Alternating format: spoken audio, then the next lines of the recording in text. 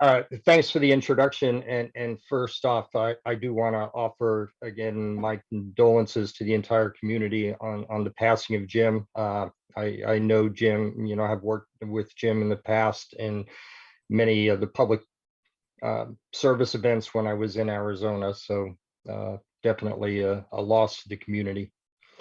Again, introduction, my name is Brian Daly, WB7OML.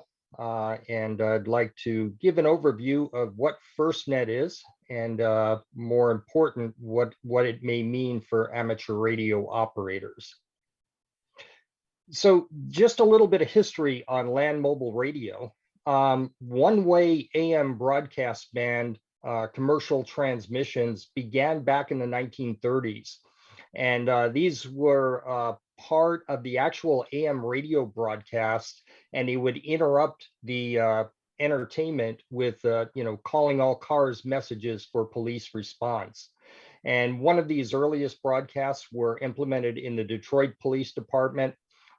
Chicago, New York, San Francisco, and others also implemented that. And obviously, you can see some of the problems with that. It was interrupting, nighttime entertainment, in the pre-television days, but also had very little security. If you're giving out the messages on AM broadcast, you're also telling the bad guys where you're going to be heading. So it wasn't a very good system, but it was all they had at the time. In the 1930s, two-way AM broadcast was introduced, and the early implementations of two-way FM radio technologies began to emerge in the 1940s. And we saw significant implementations following the end of World War II. It wasn't until the 1950s, however, that we had vehicular wireless communications that approached state of the art, and also we had the introduction of hand-carried radios in the late 1950s. In the 60s and the advent of transistors is when we started getting small, lightweight radios available, and also the first portable-based public safety radio systems were implemented. And obviously today there are thousands of public safety radio systems in place that use a variety of mobile and portable radios. And these systems serve both small, medium, and large cities, counties, states, as well as the federal government. Most of these early systems transmitted information in analog format for both voice and signaling. And it wasn't until the migration to the digital formats in the 1980s that we saw some of the more advances in the capabilities of the land mobile radio. There were new technologies supported the creation of shared systems where wireless systems could provide services for mission critical first responders, as well as related city, county, and state governments. These are known as trunking systems. You're probably familiar with that term. From 76 to 79, the specification was generated by the Association of Public Safety Communications Officials, or APCO, and developed the first digital system called APCO Project P16. And that includes the definitions for public safety systems with analog voice and radio channel trunking, initially targeted for the newly allocated 800 megahertz frequency band for public safety. The P16 specifications permitted the development of proprietary systems, and there were three primary systems that were in place. E.F. Johnson had their multi-net system, General Electric had their EDAC system, and Motorola had the SmartNet system. Now, having multiple proprietary systems means you have interoperability issues. One system can't talk to the other system because of the proprietary signaling and so forth that was developed for them. So in order to attempt to achieve interoperability, there were 5 800 megahertz conventional mutual aid channels designated for interoperability. And these were the National Public Safety Planning Advisory Committee channels, or NSPAC channels, in 800 megahertz. And this was the first band where regional planning was required by the FCC. Numerous state and local agencies implemented systems that complied with P16 specifications. But again, the different frequency bands and the different systems themselves had impaired interoperability significantly. Well, in 1988, the FCC, at the direction of Congress, published a notice of inquiry on radio technologies for public safety. And these comments were received back in 1989. And they received comments from a large group of users and vendors and other interested parties. And a meeting was held in December of 1989 to discuss the public safety digital radio. And as a result of that, APCO created the P25 Coalition, and they developed started to develop the standards for P25 in 1990. And in 1992, the first draft was completed describing the user requirements. And APCO realized that this was such a big project, it needed to reach out to another organization called the Telecommunications Industry Association, or TIA, to help provide technical advice for the generation of P25 standards.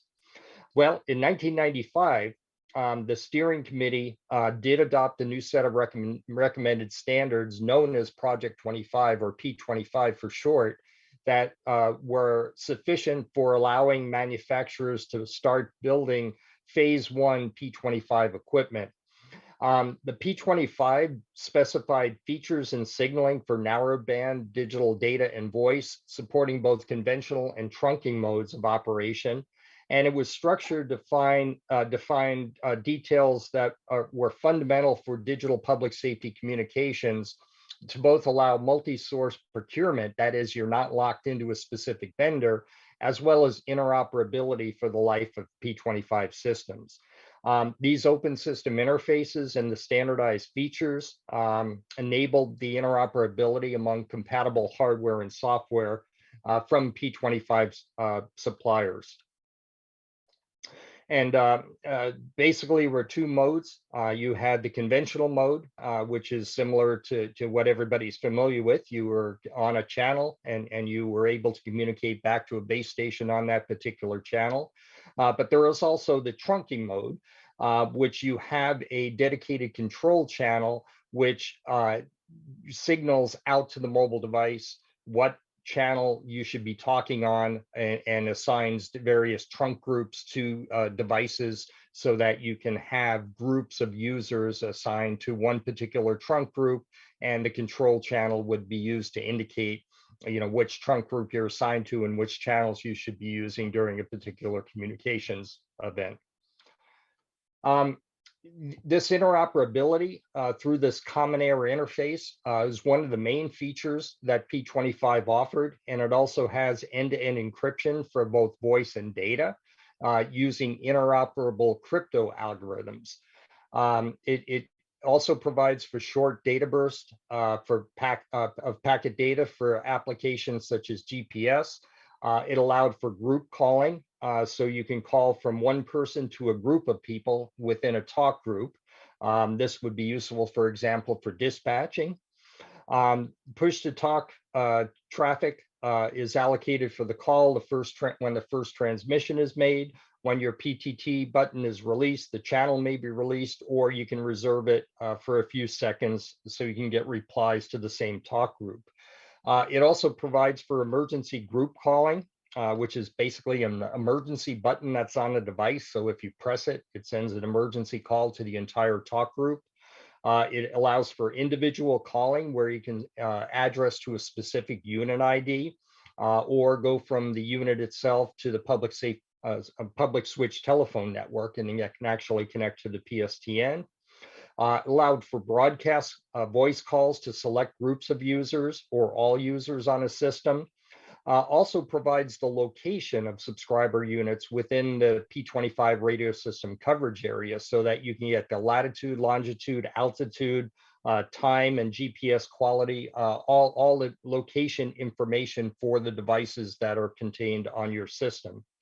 And it also had from data applications including over-the-air rekeying of encrypted radios, so you can update the encryption keys, trunking system control channel messages, and other applications. I already mentioned GPS, but alarm monitoring and system status.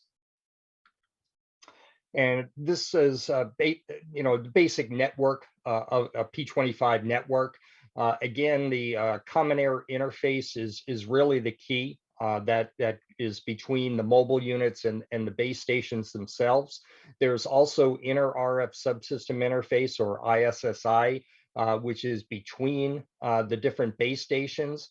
And again, having common standardized interfaces allows you to have equipment from different manufacturers within your network. So you're not, again, locked into a single vendor as you were with the P16 systems. And again, there's interfaces out to the telephone networks. You have a network management interfaces and various other components which allow for the control. So in summary, I just wanted to give you a little background on some of the main LMR features, because that's going to roll into what's available on FirstNET. So there's two main features. The first is what we call mission critical voice, and this is the instant, reliable, and continuous connectivity between dispatch agencies and the responders and across responders. And it's the ability to talk responder to responder or one responder to many responders. And mission critical data, again, that's the data services for basic functions such as digital dispatch, license, vehicle, and warrant person queries, text messaging, and transmission of low resolution images. So let's move ahead in time to 9/11. And as we're probably all aware, 9/11 did expose communications interoperability issues. At this point in time, there were still many different systems in use, everything from analog systems to P16 systems to P25 systems. And out of the 9/11 Commission report, one of the main things that was pointed out is we can't talk, together. There's interoperability issues, and public safety agencies, especially in a large event, if you're bringing them together, their communication systems were not interoperable, and they weren't able to communicate with one another.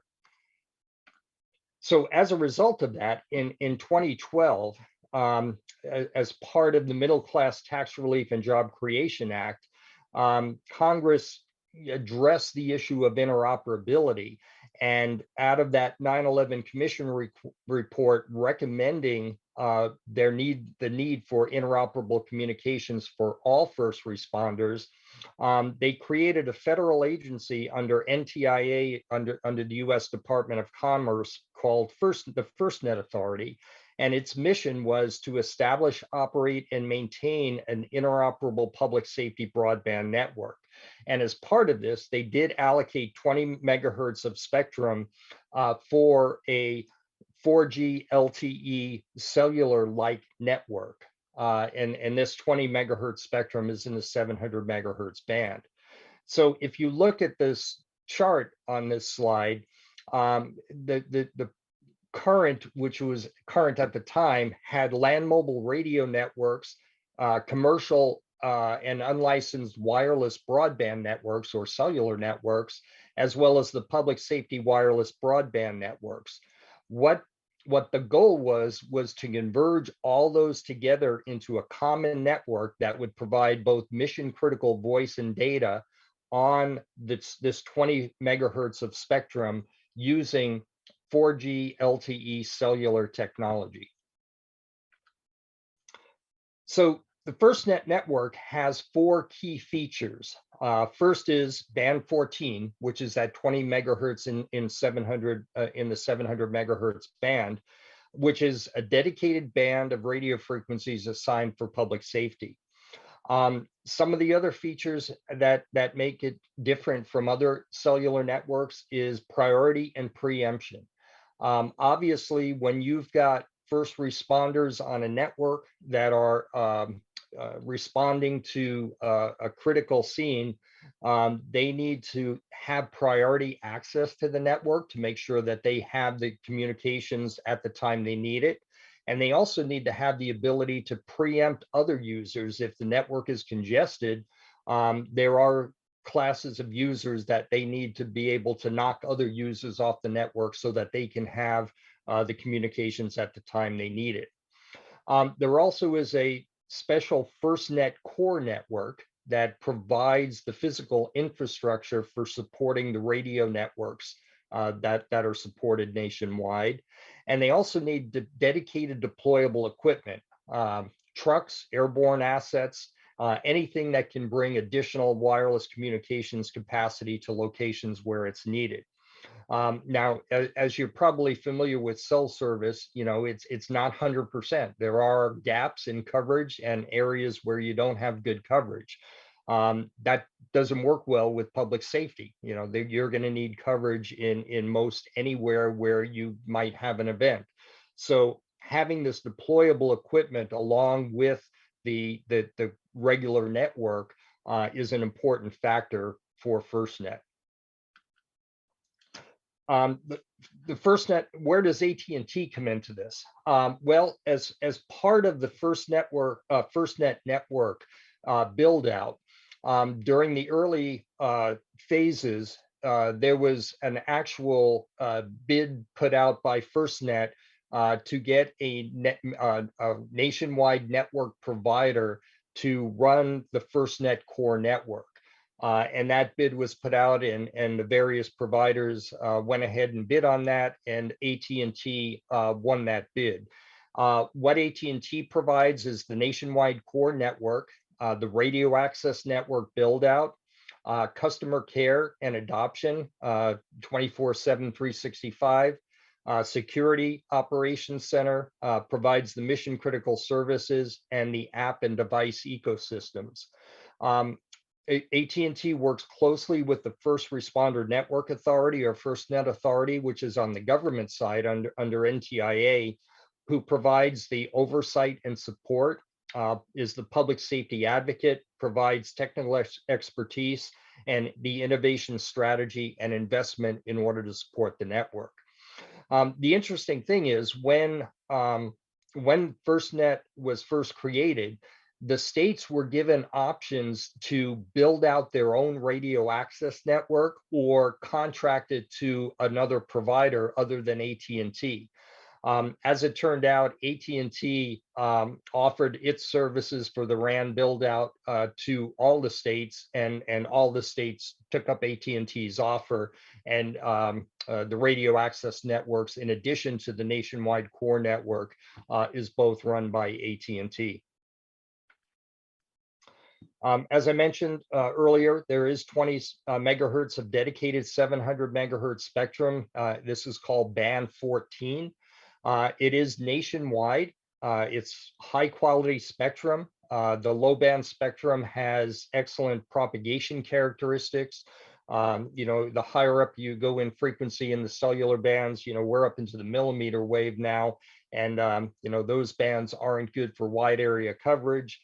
This is prime for wide area coverage, and is right in a good sweet spot for where it needs to be to provide that coverage. There is also a feature that allows first responders not only to have access to that band 14, but access to any of the AT&T LTE bands. So any of the commercial spectrum that AT&T also provides coverage for. Public safety also has access to that band if it needs additional coverage or capacity reasons. And with this, that also means they get priority and preemption on the commercial bands as well. Some of the enablers that are defined, obviously we need to have those mission critical services. So mission critical push to talk are the standards developed by what's known as 3GPP, or the Third Generation Partnership Project, which is the standards body that is responsible for developing LTE and now 5G mobile standards, mobile cellular standards. They've defined the specifications for public safety push-to-talk communications over mobile networks. And the standard defines the call handling capabilities for push-to-talk, quality of service, authentication to make sure that the devices that are attempting service are authenticated, any security aspects, including encryption, interoperability between devices, location services, and proximity services. Now, what proximity services is the ability for two devices that are located within the same vicinity to be able to talk directly to one another in the event the network goes down. It's basically turns your cell phone into a walkie-talkie where you can talk to other users within the area. And again, this is a critical function for public safety, because if the network goes down, or if they are deep inside of a building where they can't access the network, they still need to be able to talk to other first responders that are working that scene. So proximity services gives you that capability to maintain communications even if you lose connectivity with the main cell towers. There are also data and video that are being defined by mission critical standards as well. This chart basically shows the evolution of how we got from 1G to now 5G cellular. And it's a rather complex path, as you can see. When we started out in 1G, it was analog cellular. It was the AMPS family, all analog based. It wasn't until 2G when we started moving into digital cellular. And at that time, there were three competing technologies of digital cellular. There was the CDMA, there was DAMPS or IS-136, and then there was GSM, which was primarily used in Europe outside the US. Well, obviously, we have the same interoperability issues that we had in the public safety networks when we have three competing standards for the cellular. During those early days, interoperability was a problem. Things didn't work well. You couldn't take your cell phone from one part of the world to the other and necessarily have it work. So quickly, the industry learned that as we moved into 4G timeframe, we needed to do something about interoperability. So things converged at 4G into the LTE technology, which stands for long-term evolution. But really, it's 4G cellular, and it's based on the GSM family, is where it originated from. And that's where we've converged today on a global scale. And 5G cellular is just a continued evolution of that 4G LTE. And as you can see, the CDMA and the IS-136, they've pretty well, have sunset. They're no longer in use. But we do still have the WiMAX family with the 802.16 family that is still evolving and is still being used in some parts of the world. So the bottom right shows the evolution from about 2008 to the present, where we have LTE, the evolution to LTE Advanced Pro. Now we're in 5G with the 5G new radio, and we're now working on standards for 5G Advanced. And this path will continue into the 6G timeframe as we move towards 2030. These features, what are known as critical communications or mission critical communications features that are supporting public safety, started in what was known as Release 12 of 3GPP. Each 3GPP defines releases, and each releases contain a number of features that are supported. And those features are then deployed by operators out in the field and support the services that you see on your cell phones today. Release 12 was back in the 4G LTE timeframe, and that introduced the initial proximity services and group communication services for mission critical communications. At release 13, mission critical push to talk. So this is basically taking a cell phone and emulating the push to talk capabilities of land mobile radio on cell phones, on FirstNET cell phones. So those initial mission critical push to talk capabilities were introduced in release 13. This includes the network side of it and the ability to connect up to a dispatch center so that you have the push to talk capabilities that would support things such as group calling and the other features that you would normally have on a land mobile radio. Release 14 enhanced some of the features on mission critical push to talk and also included added mission critical data and mission critical video to the mix. And this allows you to have push to talk video services and data services, including GPS, location services, and so forth. Release 15, which is a continued evolution of LTE, but it's also the first release of 5G, continued to enhance mission critical services, both push to talk video and data, as well as introducing mission critical communication interworking between LTE and non-LTE systems. And when I say non-LTE systems, I'm specifically talking about the P25 systems. So this introduces the ability for LTE devices running on band 14 public safety network to communicate with P25 devices that are running on a P25 network. So it's an interworking between the two networks. And there's also mission critical system migration and interconnection. So to be able to migrate and interconnect with other systems, and also a service known as multicast broadcast and multicast system for mission critical communication services. So this adds broadcast services in to allow you to do one-to-many communications with devices connected to your network. So just in summary, mission critical push to talk, again, provides those voice communications either between a pair of users or a group of users, and includes private calls and advanced call capabilities, such as audio cut-in and first to answer calls. Mission critical data offers messaging, file distribution, data streaming functions, and allows the public safety users to have some of this more sophisticated experience than what they'd have with just voice. And mission critical video obviously adds in video, group, and private video calling to allow for live streaming that could aid dispatchers in making decisions on handling of situations, for example. And they could also mark their video communications as emergency to elevate the priority of the video communication.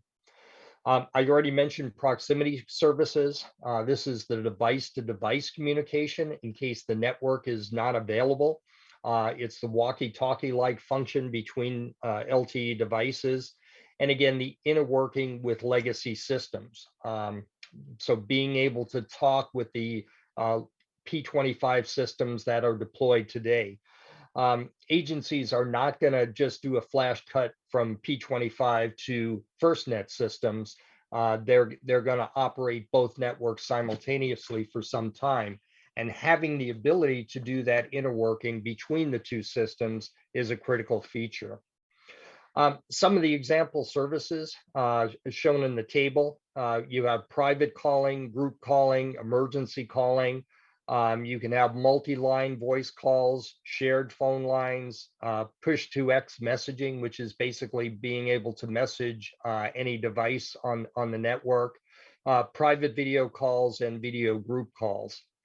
Some of the current and future data services being envisioned include asset monitoring, emergency units, autonomous vehicles, uncrewed aerial vehicle control, video surveillance, user and officer safety capabilities, tracking individuals by location, precise positioning, situation awareness, geofencing services, fleet management, public transport monitoring and surveillance, property locking, health status of personnel in the field, and others that will be coming in the future.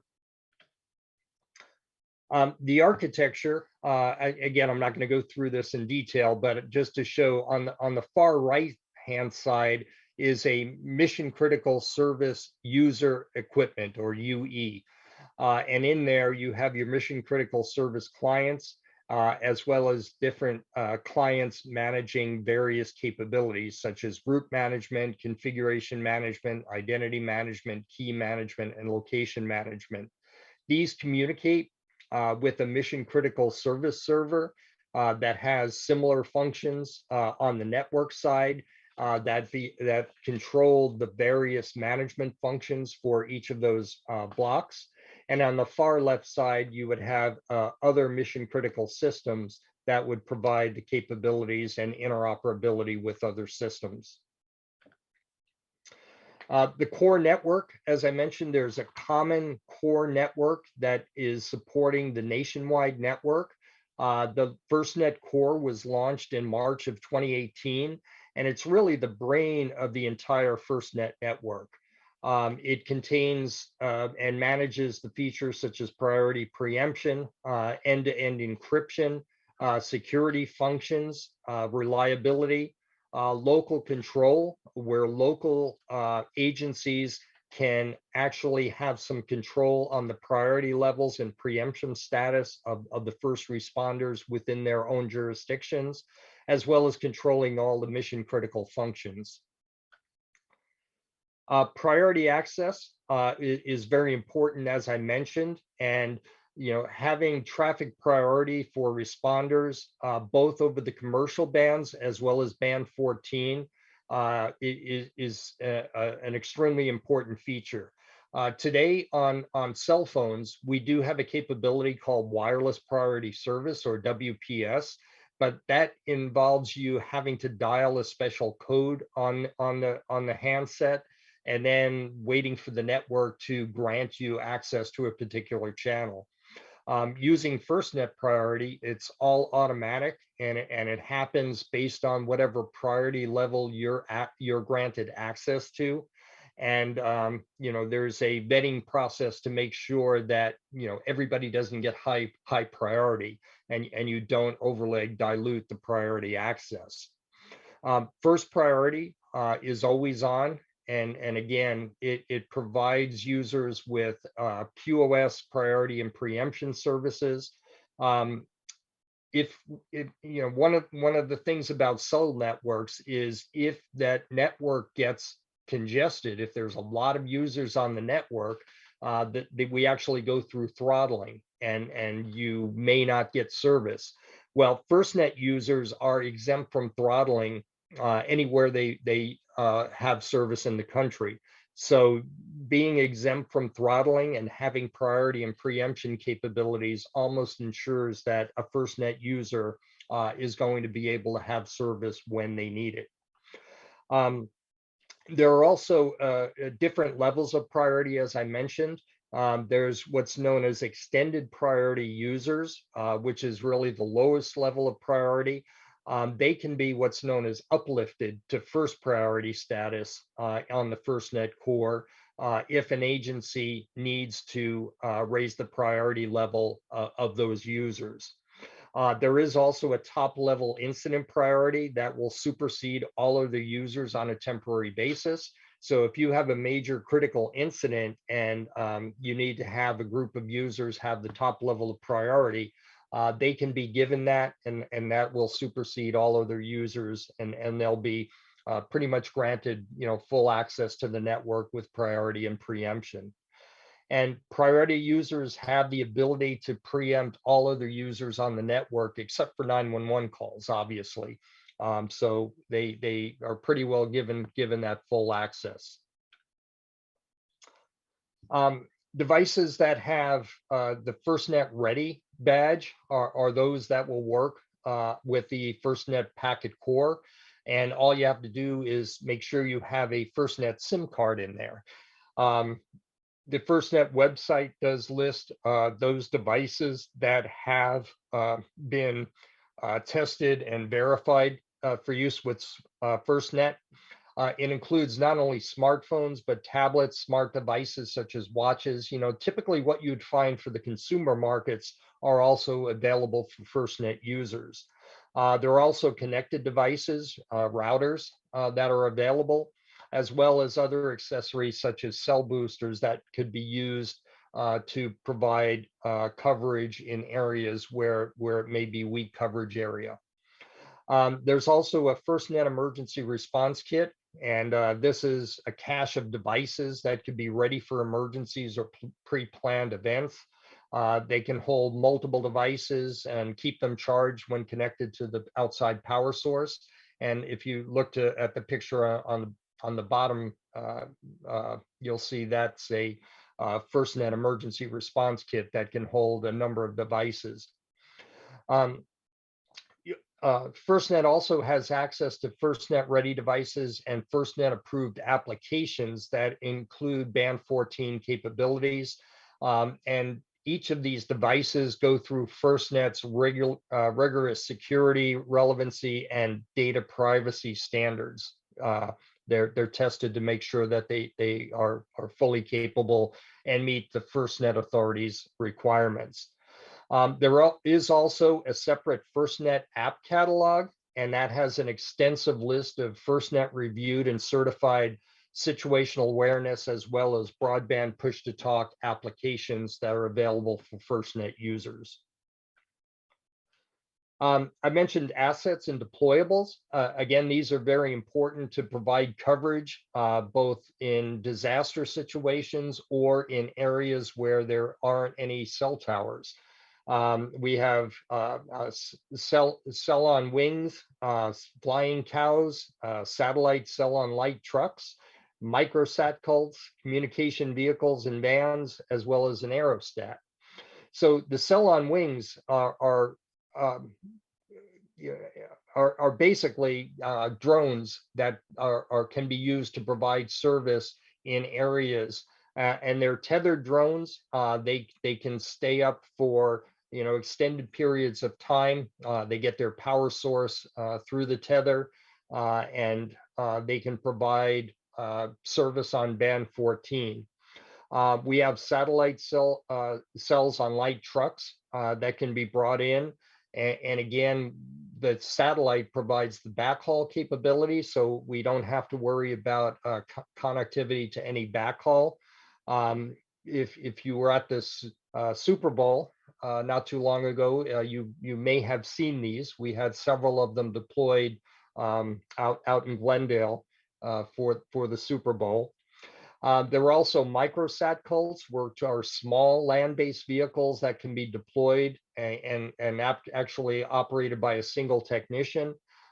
These are used in areas where we can't get a satcult in, or we may need to just have coverage in a disaster area like a wildfire on a temporary basis. There are also a number of communication vehicles and vans, which are ruggedized and provide connectivity to band 14 as well as Wi-Fi coverage in the incident area. They serve as command vehicles during the incidents. They also use for training exercises and other planned events. And also the aerostats, which is a 55-foot blimp that can operate up from a height of about 1,000 feet. And it has much wider coverage area than the drone deployables. And again, these are tethered to the ground that supply both power and connectivity. And this can operate up to 3 weeks before it needs to be brought down, weather permitting, as Rick would say. Some of the other deployables include robotics. There are robotic dogs that are actually connected to the cellular network that can be deployed by public safety, defense agencies, and state agencies. These can run up to 7 miles an hour on flat terrain, and as you can see from the picture on the right middle, they can actually climb mountains as well. They're used in disaster response and recovery, as well as facility surveillance and security operations, search and rescue missions in areas that could be dangerous to humans. Obviously, they can detect explosives, chemical leaks, and radiation, and also investigate mines and high voltage equipment. And we also have the actual four-legged kind, the living dogs as well. There are a number of therapy dogs for first responders that have had a positive impact on the mental and physical health of responders, whether during or after a critical event. It improves the coping and recovery from those events, enhances morale in departments, uh, hopefully will decrease emotional distress and anxiety, and relieve the negative impacts from PTSD. FirstNET is continuing to evolve. I think the AT&T contract was a 25-year contract, so we've got quite some time on this to continue enhancing it and evolve it. Some of the upgrades we're looking at, obviously, I mentioned LTE, but most of you probably are aware that we're in 5G cellular technology now. So we are in the process of doing the generational update from 4G to 5G for FirstNET. Including priority and preemption capabilities, including uplifting to 5G when it's available, and providing some of the mission critical services and enablers on 5G. And that's important because when you talk about mission critical video and data, you want to have the 5G capabilities, which will give you the enhanced mobile broadband capability. And 5G also has added network security. We are continuously doing coverage expansions, both outdoors and indoors, and looking at unique coverage solutions, including inside venues, such as the stadium in Glendale. Situation awareness is important to make sure the safety of the personnel is top and paramount for us. So we want to make sure we can locate and present personnel location and have location services integration within the network. In voice communications, continue to operationalize FirstNet push to talk, continue within the standards and driving critical features in the standards. The secure information exchange, both database and application integration, as well as enhancing user experience with mission critical applications and devices. The future roadmap, again, looks at the voice communications, looking at the three things, the LMR LTE interconnect, the direct mode, which is the walkie-talkie-like features, and the mission critical push to talk, enhancing the user experience with devices, augmented and virtual reality is on the roadmap, new applications, as well as hands-free interfaces, situational awareness with the location services, mapping and GIS functions, cameras and videos, data analytics and artificial intelligence, and various sensors. Sensors is important because, as first responders, especially firefighters, go into a scene, it's envisioned that as we move forward into the future, their uniforms will contain more sensors that will tell them if they're in an area that's going to be hazardous, what hazards would be available. We'll check their own heart rate and breathing rates, make sure that they're okay. And all this sensor information would be available to the command post so that, that if a firefighter gets into trouble in a situation, they could easily detect it without having the firefighter himself having to indicate that he's running into problems. So having sensors and situational awareness is going to improve the life safety for first responders. Secure information exchange, again, being able to pass information securely, including making sure that we protect the networks from cyber threats is important, and increasing coverage. We've already talked about deployables, increasing outdoor coverage, drones and airborne coverage, as well as increasing in-building coverage, but also maritime coverage as we look at some of the extensions, beyond the shores. Again, the network benefits are extensive. The cell sites on drones, priority preemption, band 14 spectrum, local control to uplift priority and preemption capabilities, end-to-end encryption, dedicated customer service for FirstNet users, having oversight by the government authority, network status tools so we can keep track of what's going on in the network at all times, having the deployables with a 14-hour response time anywhere in the country, the app store and the app catalog with curated apps, and an app developer ecosystem for generating more applications, and expanding network coverage and a dedicated FirstNet security operations center are all some of the benefits that FirstNet has to offer. Some of the example use cases for FirstNet, as I mentioned, agencies, probably have invested in the past 10 to 15 years on upgrading their systems to P25. So those systems are going to coexist with the FirstNet system for some time. One of the use cases for FirstNet is to be able to free up the land mobile radio capacity. The challenge might be an agency may be experiencing capacity issues on their existing LMR systems, given both the public safety users as well as secondary users, such as utility services within their jurisdiction. So the solution would be to use LMR capacity for the first responders and move the extended and secondary users from land mobile radio systems to FirstNet push to talk. And this, having the LMR to LTE interoperability, will maintain seamless intercommunication with them.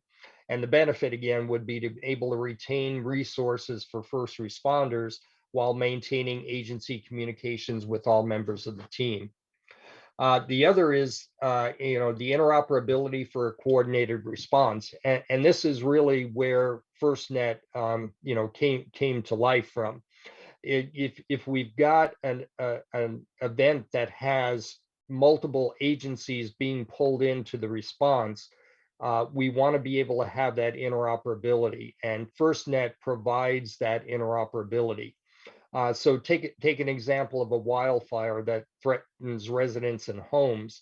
A fire department may need to coordinate communications with neighboring fire departments, police, utilities, a whole set of various agencies that may need to come to the scene.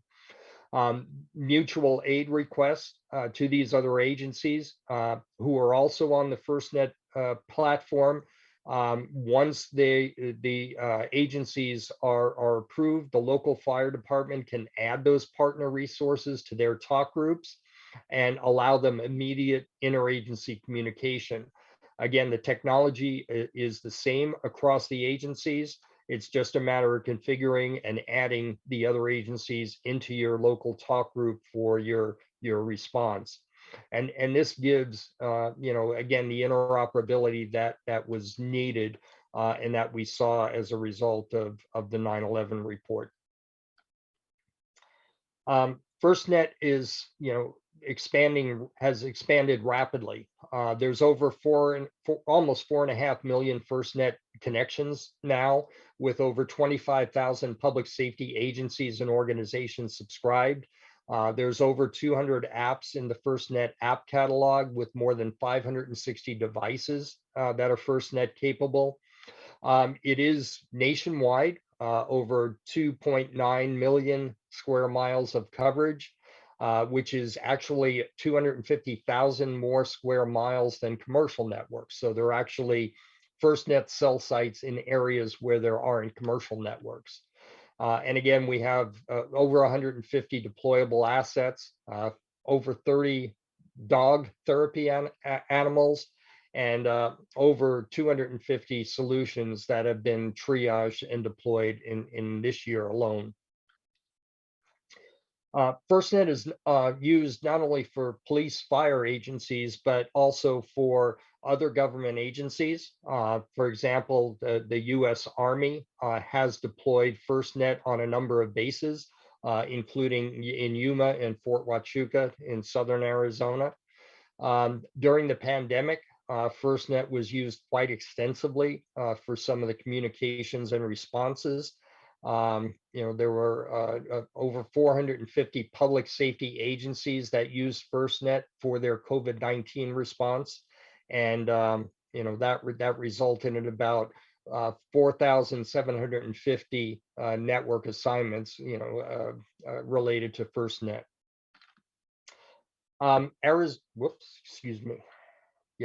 Arizona did opt into FirstNet along with all other 50 states, 2 territories, Guam, the Northern Mariana Islands, American Samoa, and the District of Columbia.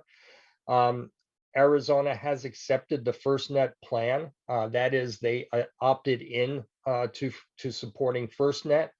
I mentioned early on that states were given the option of either opting into FirstNet and letting AT&T build out the radio network access network, or develop their own radio access network for the state.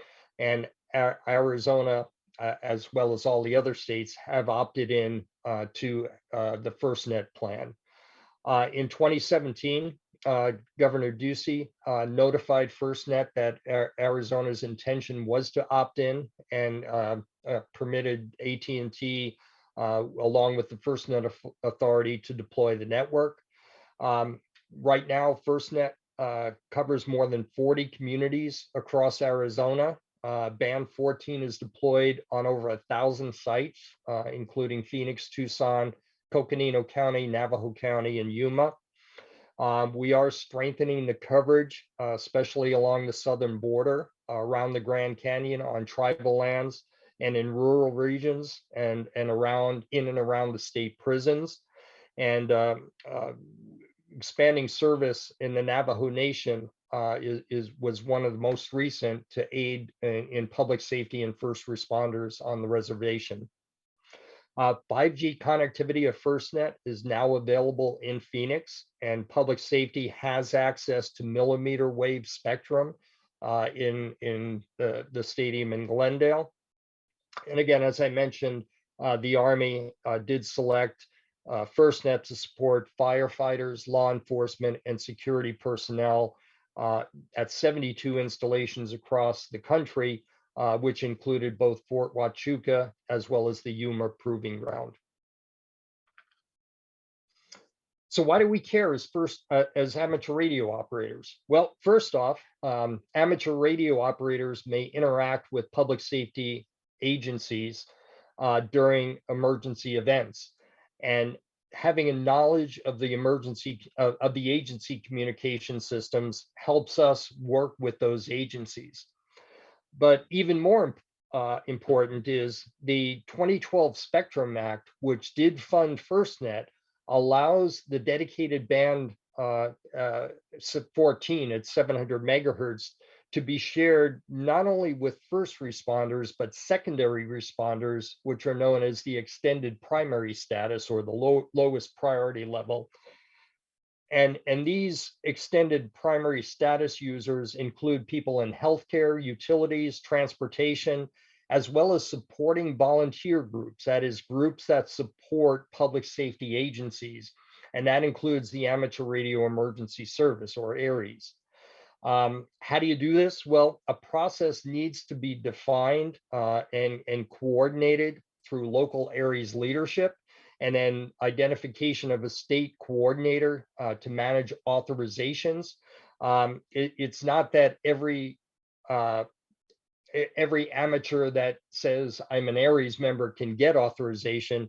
You have to get have to manage the authorizations, make sure you're working with an agency, public safety agency, and get your state and local areas leadership to agree and provide certification that you're supporting an agency.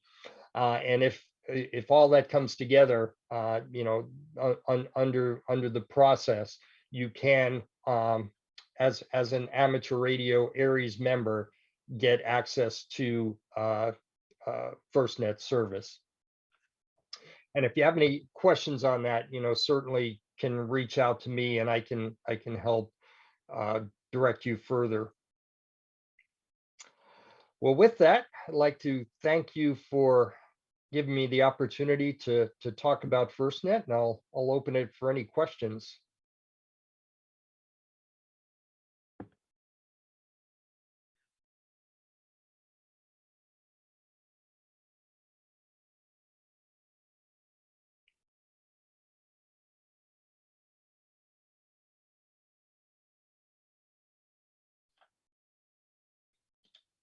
I think the mic is off. I think.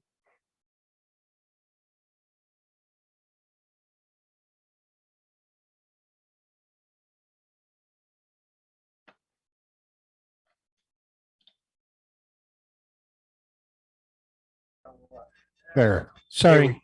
Okay. Cat care. Sorry. So thanks, Brian. Very good presentation tonight. I just had a quick question on when you deploy the band 14, are you guys deploying that as separate equipment, or are your radios such that you just add it to your existing commercial spectrum? Yes, it doesn't require a new radio itself. So the existing radios can be tuned to support band 14 as well. But it does have a dedicated core network. So the trunking back is split off and sent to a separate core network. I got that part. I was just curious on the radio side. Yeah. And then my second question was all around the prioritization with everything being IP based anymore. Is the prioritization based on a specific user going from the different levels, or is there some sort of differentiated service within the IP packets that come into play? Yeah, there's actually an indication on the over-the-air signaling that this user has a higher priority level. So the actual schedulers within the radios themselves, which are used to determine who has access and who doesn't have access, there's a lot of checking to make sure that you are to see what priority level you have and whether you are granted a radio channel ahead of somebody else, or you actually are granted the radio channel. So as I mentioned, FirstNET can either work on band 14 where you have the dedicated spectrum, or it can work in the commercial bands. And when you're working in the commercial bands, you have to look at the priority level for that particular device and then allocate the radio channels based on your priority level. So there's a whole set of signaling that goes on behind the scenes to figure out where you are, where you sit in the food chain, and what access level you should be granted. That comes down to the user identity, not necessarily what application they're using at that particular time. Correct. Thank you.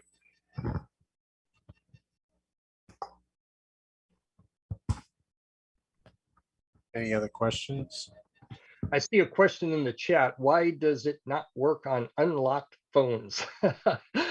I think this gets into the fact that they want to ensure that the devices that are supported by FirstNET and have the FirstNET SIM on the FirstNet Authority obviously is very concerned about the security and integrity of the networks, and they want to make sure that the devices are ones that have been fully vetted.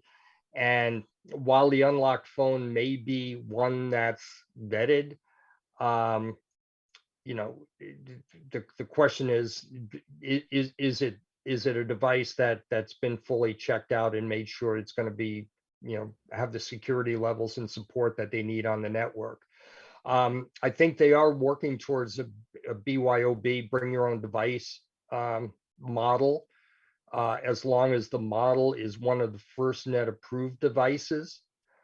But it still has to be locked. You still have to have a FirstNet SIM on, and then it would be locked to the FirstNet network once it has the FirstNet SIM in it, and be able to support the FirstNet SIM.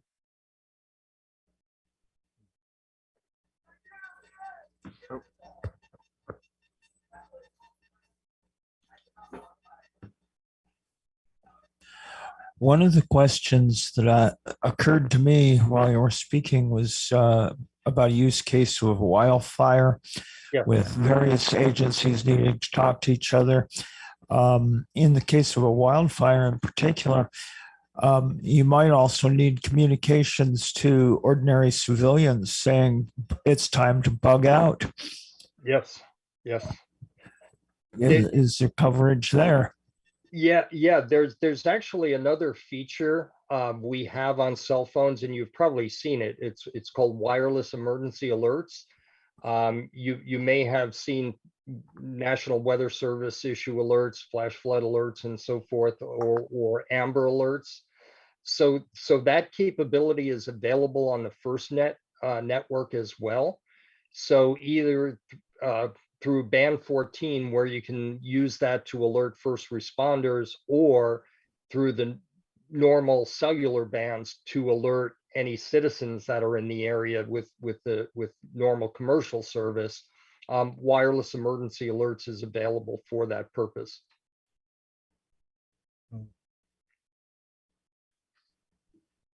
Do we have other questions?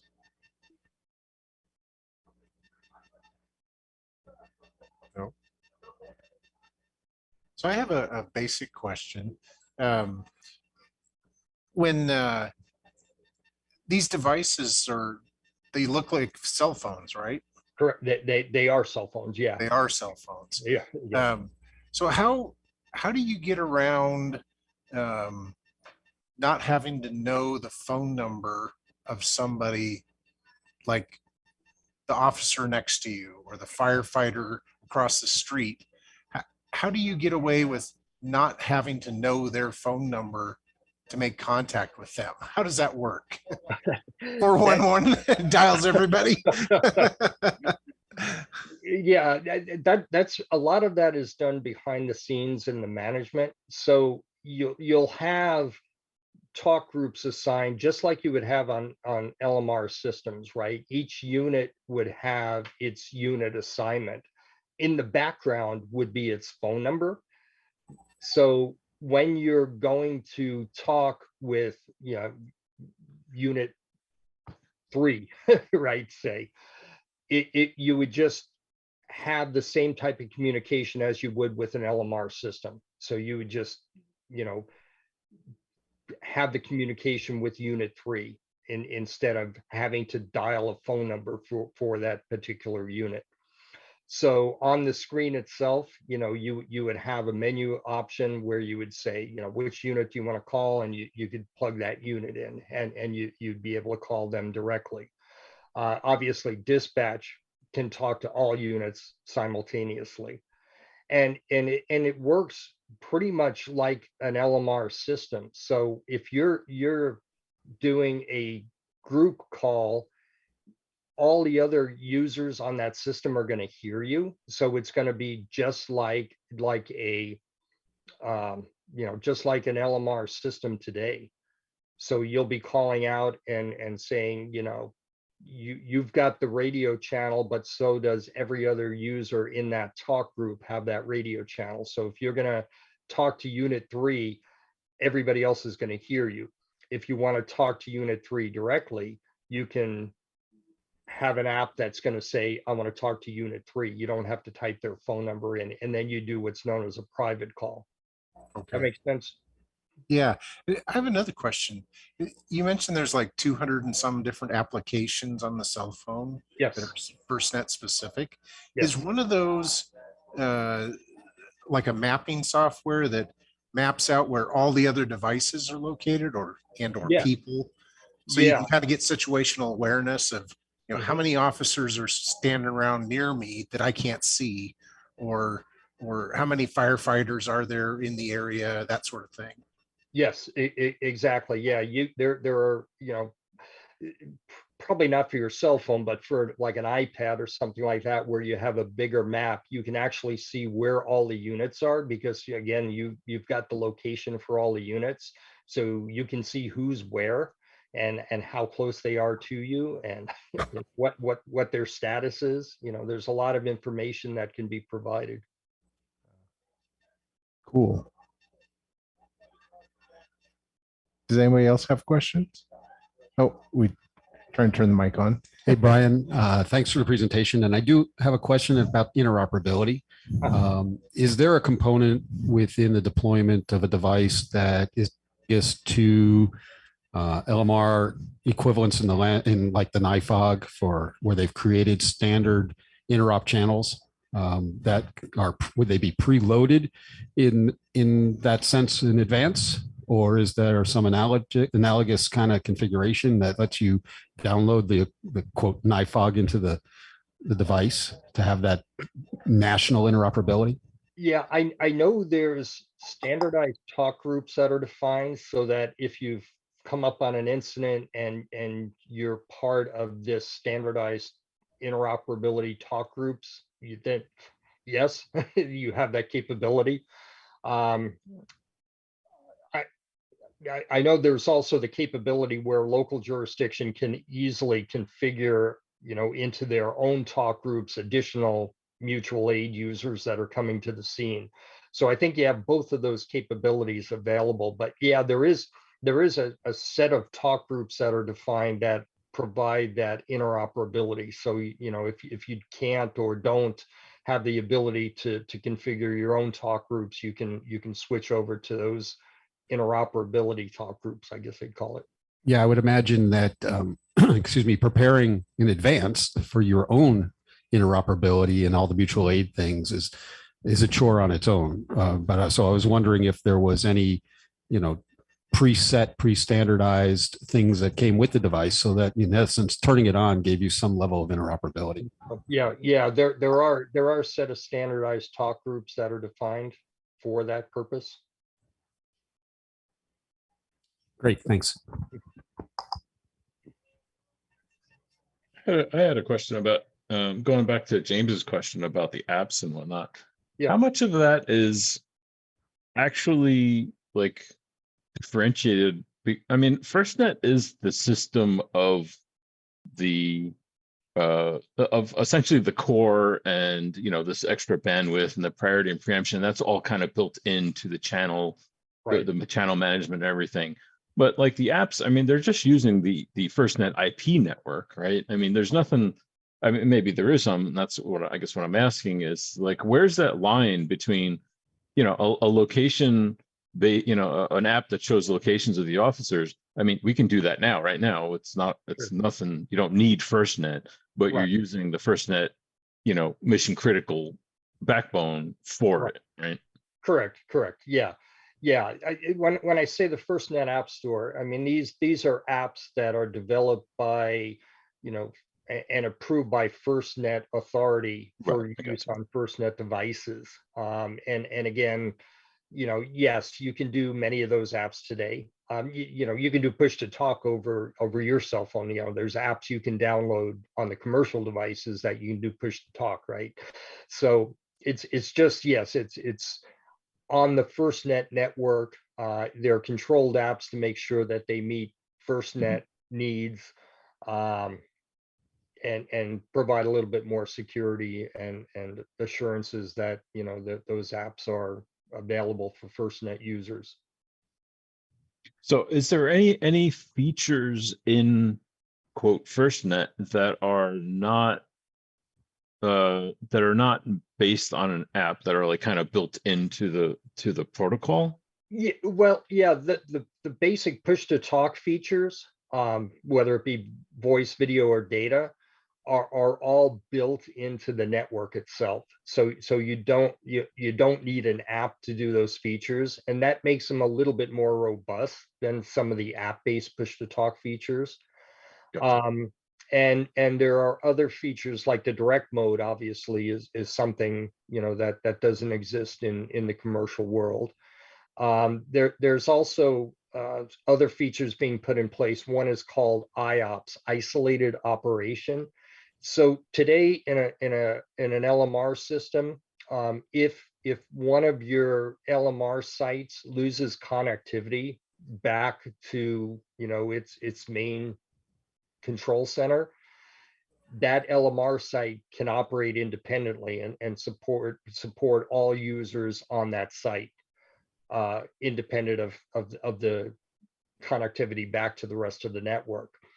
Well, they want to have that same capability on the cell network. So if your cell tower loses connectivity back to the core network, they want to be able to have that cell tower still support all the users that are connected to that cell tower, you know, much like a repeater system right today. Mm. And that's, you know, going to be another capability that isn't available on the commercial networks that would be available on the FirstNet network. Just some example.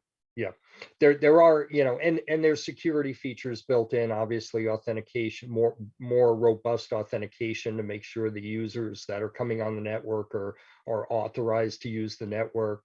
The priority and preemption, again, is not something you would get on a cell network, you know, unless you have WPS service, you know, that's the closest thing that would come to it.